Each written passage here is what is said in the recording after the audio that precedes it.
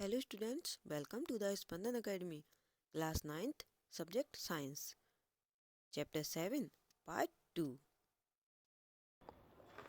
तो चलिए अब हम प्लांटी के बारे में पढ़ते हैं।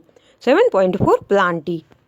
The first level of classification along plants depends on whether the plant body has well differentiated distinct components। इस वर्ग में कोशिका भित्ति वाले बहुकोशिक यूकैरियोटी जीव आते हैं। ये स्वपोषी होते हैं और प्रकाश संश्लेषण के लिए क्लोरोफिल का प्रयोग करते हैं। इस वर्ग में सभी पौधों को रखा गया है। पौधों में प्रथम स्तर का वर्गीकरण इन तथ्यों पर आधारित है कि पादप शरीर के प्रमुख घटक पूर्ण रूपेण विकसित एवं विभेदित हैं अथवा नहीं। वर्गीकरण का अगला स्तर पादप शरीर में जल और अन्य पदार्थों को संवहन करने वाले विशिष्ट ऊतकों की उपस्थिति के आधार पर होता है। The next level of classification is based on whether the differentiated plant body has special tissues for the transport of water and other substances within it. Further classification looks at the ability to bear seeds and whether the seeds are enclosed within fruits. उसके बाद वर्गीकरण प्रक्रिया के अंतर्गत यह देखा जाता है कि पौधे में बीज धारण की क्षमता है अथवा नहीं। यदि बीज धारण की क्षमता है तो बीज फल के अंदर विकसित है अथवा नहीं। Number 1. Thallophyta. Plants that do not have well differentiated body design fall in this group. The plants in this group are commonly called alga. इन पौधों की शारीरिक संरचना में विभेदीकरण नहीं पाया जाता है। इस वर्ग के पौधों को सामान्यतया शैवाल कहा जाता है। ये मुख्य रूप से जल में पाए जाते हैं। For example spirogyra, Ulothrix, Cladophora and कारा। इनके डायग्राम्स हम यहाँ देख सकते हैं। ये फर्स्ट में यूलोथ्रिक्स है, देन क्लैडोफोरा है, ये नीचे पत्ती जैसे आकार का अल्वा है, ये स्पाइरोगायरा, देन ये नीचे कारा। ये सभी थैलोफाइटा मीन्स शैवाल के डायग्राम्स हैं। Number 2. Bryophyta. These are called the amphibians of the plant kingdom. The plant body is commonly differentiated to form stem and leaf-like structures. इस वर्ग के पौधों को पादप वर्ग का उभयचर कहा जाता है। यह पादप तना और पत्तों जैसी संरचना में विभाजित होता है। इसमें पादप शरीर के एक भाग से दूसरे भाग तक जल तथा दूसरी चीज़ों के संवहन के लिए विशिष्ट ऊतक नहीं पाए जाते हैं। For example moss, Funaria, Marchantia etcetera. इनके डायग्राम्स भी हम यहाँ देख सकते हैं। ये जो फर्स्ट में गोल आकार में है ये है रिक्सिया, ये जो नीचे दिया गया है ये मार्केंसिया है, देन ये पौधे जैसा जो है ये फ्यूनेरिया है। Pteridophyta. In this group, the plant body is differentiated into roots, stem and leaves and has specialized tissue for the conduction of water and other substances from the one part of the plant body to another. इस वर्ग के पौधों का शरीर जड़, तना तथा पत्ती में विभाजित होता है। इनमें शरीर के एक भाग से दूसरे भाग तक जल तथा अन्य पदार्थों के संवहन के लिए संवहन ऊतक भी पाए जाते हैं। For example Marsilea, fern, horsetail इत्यादि।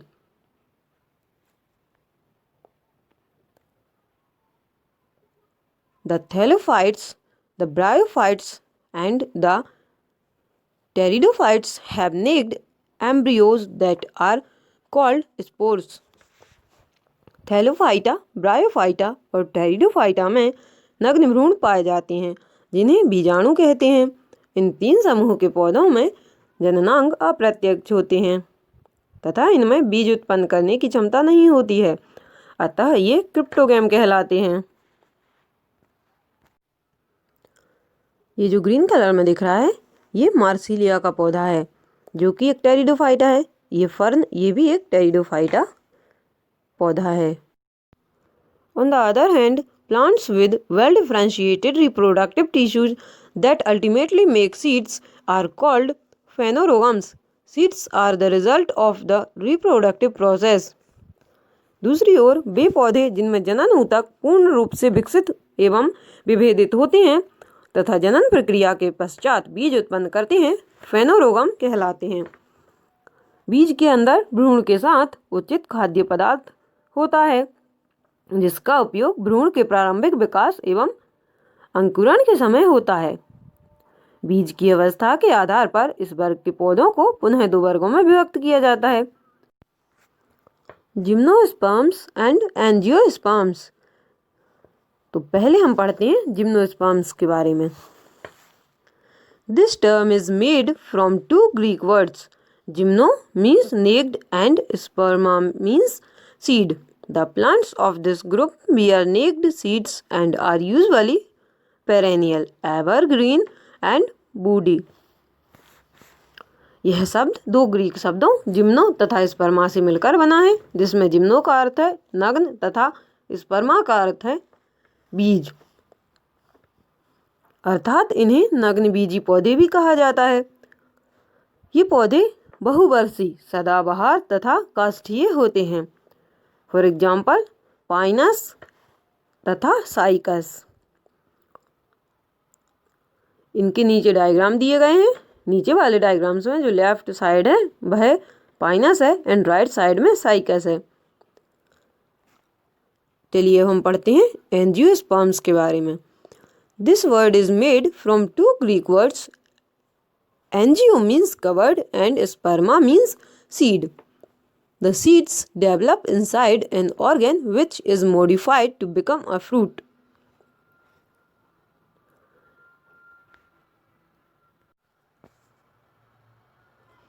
यह दो ग्रीक शब्दों एंजियो और स्पर्मा से मिलकर बना है।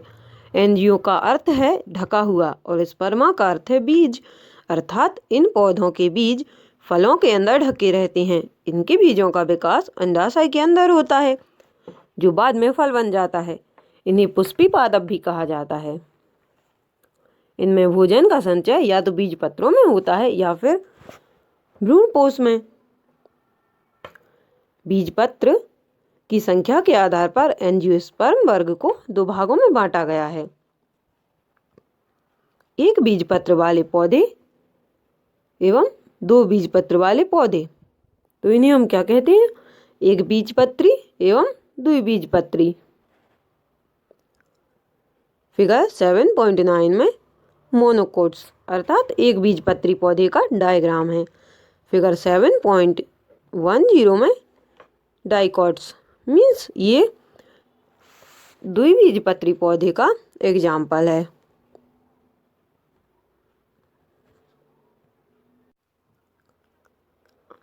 इस डायग्राम के माध्यम से प्लांट्स का डिफरेंशिएशन समझाया गया है। देखिए प्लांट्स होते हैं वह टू टाइप में डिवाइडेड रहते हैं। कौन कौन से? Do not have differentiated plant body means पादप शरीर बिना विभेदन के, and second have differentiated plant body means विभेदित पादप शरीर। अब जो विभेदन वाले पौधे रहते हैं वह टू टाइप्स में डिवाइड रहते हैं। कौन कौन से? Without specialised vascular tissue means बिना संवहनी ऊतक के, और सेकंड कौन सा होता है? विद वेस्क्यूलर टिश्यू मीन्स संवहनी ऊतक सहित। देखिए जो विदाउट स्पेशलाइज्ड वेस्क्यूलर टिश्यू वाले पौधे रहते हैं उनका एक एग्जाम्पल दिया है ब्रायोफाइटा। ये एक ही टाइप के रहते हैं। जो सेकंड वाला रहता है संवहनी ऊतक सहित विद वेस्क्यूलर टिश्यू, इसके अगेन टू टाइप्स होते हैं। डू नॉट प्रोड्यूस सीड्स बीज रहित, जिनके फलों में बीज नहीं रहते, और इसका सेकंड पार्ट रहता है प्रोड्यूस सीड्स। फैनरोगम मीन्स बीज उत्पादित करने वाले, अब ये बीज उत्पादित करने वाले अगेन 2 पार्ट्स में डिवाइड रहते हैं। बियर नेक्ड सीड्स,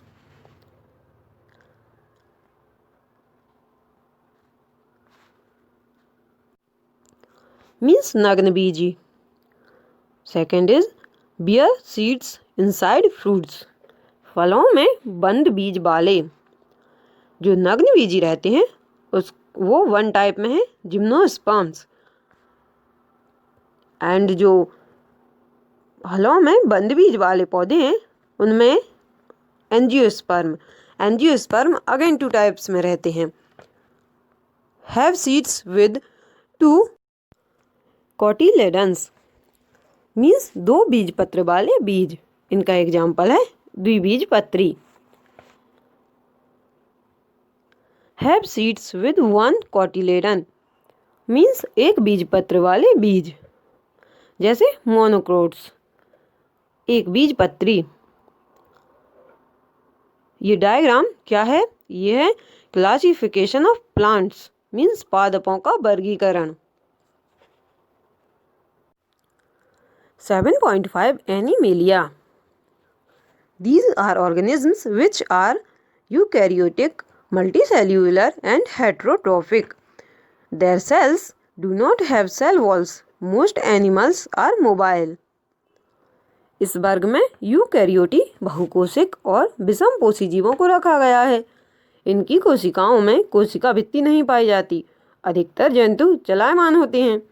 शारीरिक संरचना एवं विभेदीकरण के आधार पर इनका आगे वर्गीकरण किया गया है। तो चलिए अब हम इनका वर्गीकरण पढ़ते हैं। Number 1 is Porifera.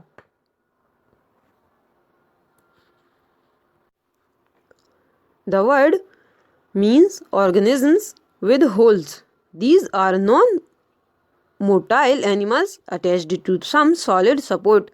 There are holes or pores all over the body.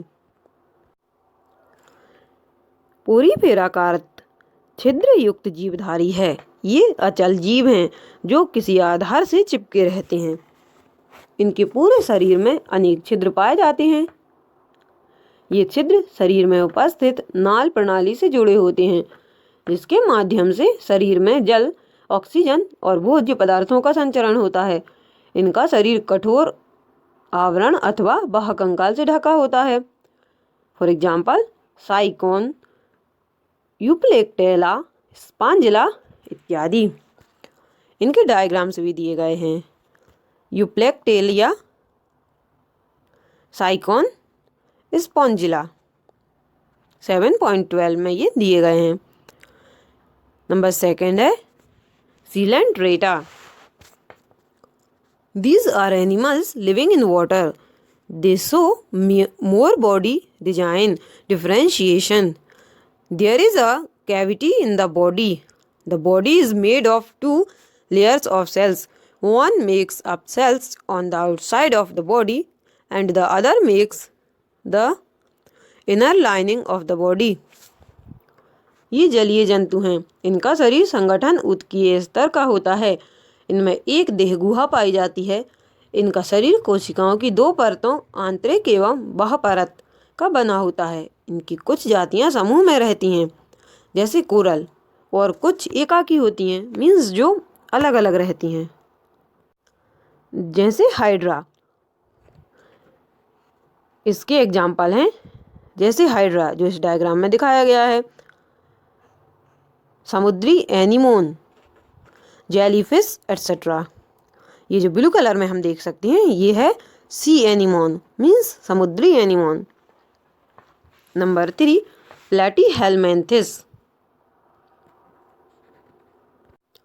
देखिए ये जो प्लैटीहेलमिन्थीस वर्ग के जो पौधे होते हैं, इनके शरीर के दाएं और बाएं भाग की संरचना समान होती है। इनका शरीर त्रिकोरक होता है।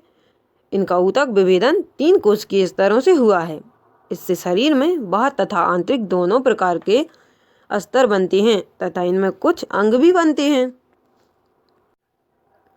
The body is flattened dorsiventrally, meaning from top to bottom, which is why these animals are called flatworms. इनका शरीर पृष्ठधारीय एवं चपटा होता है, इसलिए इन्हें चपटे कृमि भी कहा जाता है।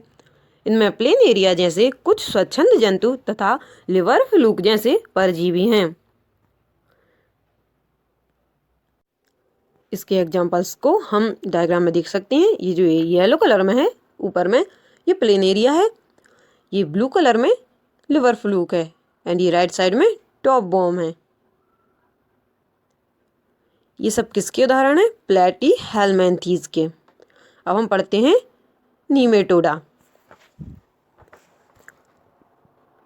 The Nematoda body is also bilaterally symmetrical and triploblastic.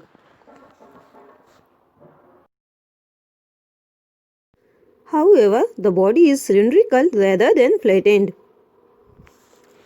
ये भी त्रिकोरक जंतु हैं तथा इनमें भी द्विपार्श्व समिति पाई जाती है, लेकिन इनका शरीर चपटा न होकर बेलनाकार होता है। ये अधिकांशतः परजीवी होते हैं। परजीवी के तौर पर ये दूसरे जंतुओं में रोग उत्पन्न करते हैं, जैसे गोल कृमि, फाइलेरिया कृमि, पिन कृमि इत्यादि। इनके डायग्राम्स नीचे दिए गए हैं। ये फर्स्ट में जो ब्लू कलर में है ये एस्केरिस है एंड जो राइट साइड है वह बुचेरेरिया है। ये सभी क्या हैं? निमेटोड्स हैं। चलिए अब हम पढ़ते हैं एनिलिडा। एनिलिडा ग्रुप के पौधों की जो विशेषताएं होती हैं उनमें जो एनिलिड जंतु द्विपार्श्व सममित एवं त्रिकोरिक होते हैं। अंगों में व्यापक भिन्नता होती है। यह भिन्नता इनके शरीर के सिर से पूंछ तक एक के बाद एक खंडित रूप में उपस्थित होती है।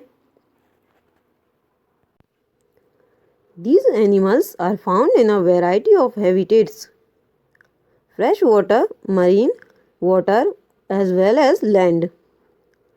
Earthworms and leeches are familiar examples. देखिए, एनिलिडा ग्रुप के जंतु जलीय एवं स्थलीय दोनों होते हैं। इनमें संवहन, पाचन, उत्सर्जन और तंत्रिका तंत्र पाए जाते हैं, जैसे केंचुआ, नेरीस, जोंक इत्यादि। ये जो फर्स्ट में दिया गया है इन डायग्राम्स में, ये नेरीस है। इसके बाद अर्थवॉर्म है अर्थात केंचुआ है। ये राइट साइड में लीच अर्थात जोंक। ये सभी एनिलिडा ग्रुप में आते हैं। नंबर 6 है आर्थ्रोपोडा। अब हम आर्थ्रोपोडा ग्रुप के जंतुओं के बारे में पढ़ते हैं। देखिए, this is probably the largest group of animals. These animals are bilaterally symmetrical and segmented. There is an open circulatory system and so the blood does not flow in well-defined blood vessels. यह जंतु जगत का सबसे बड़ा संघ है। कौन सा संघ? आर्थ्रोपोडा संघ। इनमें द्विपार्श्व समिति पाई जाती है। इनका शरीर खंडयुक्त होता है। इनमें खुला परिसंचरण तंत्र पाया जाता है, इसलिए रुधिर जो है वाहिकाओं में नहीं बहता। देह गुहा रक्त से भरी होती है। इनमें जुड़े हुए पैर पाए जाते हैं। कुछ सामान्य उदाहरण हैं जैसे झींगा, तितली, मक्खी, मकड़ुई, बिच्छू, केकड़े इत्यादि। इनको हम डायग्राम्स में भी देख सकते हैं। ये लेफ्ट साइड में जो ऊपर में दिए हैं, इनमें से कुछ जंतुओं को हमने प्रैक्टिकल भी देखा है, जैसे बिच्छू को देखा है, तितली को देखा है, मच्छर को भी देखा है। तो ये सभी आर्थ्रोपोडा ग्रुप के जंतु हैं। Next is Mollusca. In the animals of this group, there is bilateral symmetry. The coelomic cavity is reduced. There is little segmentation. They have an open circulatory system and kidney-like organs for excretion.